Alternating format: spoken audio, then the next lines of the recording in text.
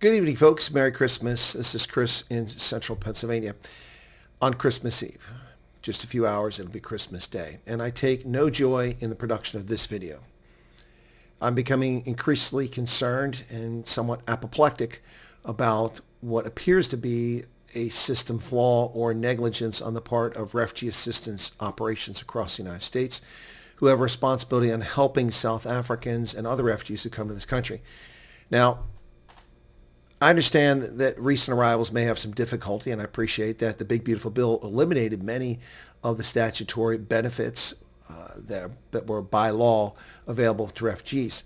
But that's not what I'm talking about. I'm talking specifically about very minor things that refugee assistance agencies are responsible for ensuring take place. Specifically, getting you a Social Security number and getting an employment authorization document. I'm continuing to hear over the past 30 days more and more cases of South Africans who've arrived, because the numbers are spiking now with people coming over, of refugee assistance officers abandoning these folks to their own devices to get Social Security numbers, or scheduling them for Social Security number appointments into late January and telling them they'll only receive assistance until the end of January. So what are these people supposed to do without a Social Security number? Work illegally, like criminal alien evaders? In addition to that, I can now talk about a case of one of the original 59ers who arrived back on May 12th.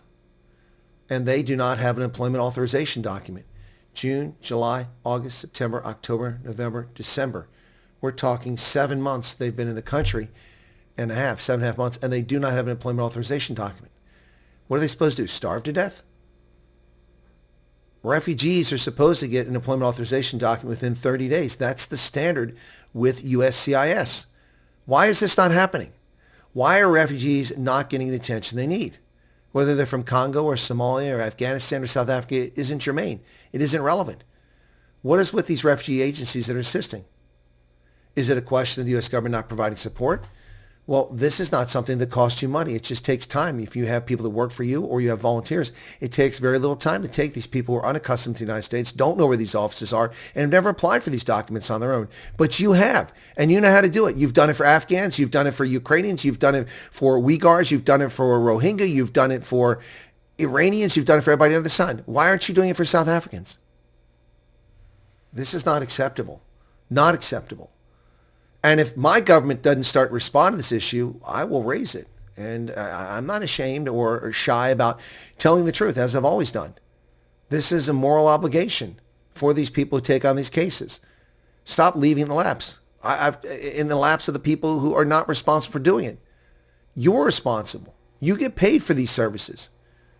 And if you don't want to do it, then withdraw from the program and let someone do it who is willing to do it.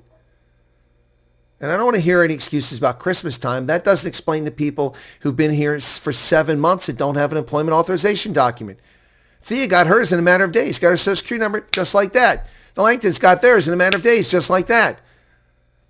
Little McCarr got theirs just like that and are working and making their way in America and contributing, paying taxes, raising their families. Why are these other people not getting the help they deserve and that they're entitled to under the law? 30 days is the standard for U.S. Customs Immigration Services to issue an employment authorization document. Not 7 months. Not we'll get to you after the Christmas holidays when you have no money to pay for rent. That's not acceptable. Not acceptable. And, I've sat back here and tried to evaluate this information from afar. I don't want to send a panic notice out. I don't want to falsely make a claim here. But the bottom line is there's enough evidence that I simply can't ignore it. Someone at USCIS needs to look into what's going on here.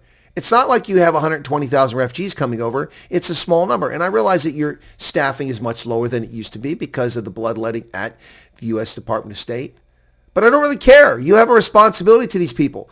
We offer them succor and safety. You can't put people over here and just dump on them. I've also heard comments. Now, I wasn't present. This is third hand or second hand. Comments about, well, refugees have to start at the bottom of the ladder. Well, you just have to live in this place because that's how things are because you're a refugee. I'm going to start exposing the people who make those claims or make those statements because that is not how things are supposed to be done in this country. And I guarantee you the American Criminal Liberties Union or the Southern Poverty Law Center or any of those leftist lunatic organizations, if that happened to a Congolese or happened to an Egyptian or happened to an Afghan, they would be all over it. But it's happening to South Africans. Why? Language barrier? No. No money? Possibly. but that doesn't explain the things that cost you no money, just time to do. An employment authorization document. I've got people telling me it takes 20 months to get an employment authorization document. That is poppycock. That is balderdash. That is BS. 30 days for a refugee who's here lawfully under the refugee program. 30 days. And if you're not getting your EAD, reach out. Send an email to the channel. Because I am not going to hesitate to expose people who don't do their jobs. This is not acceptable. Not acceptable. Merry Christmas.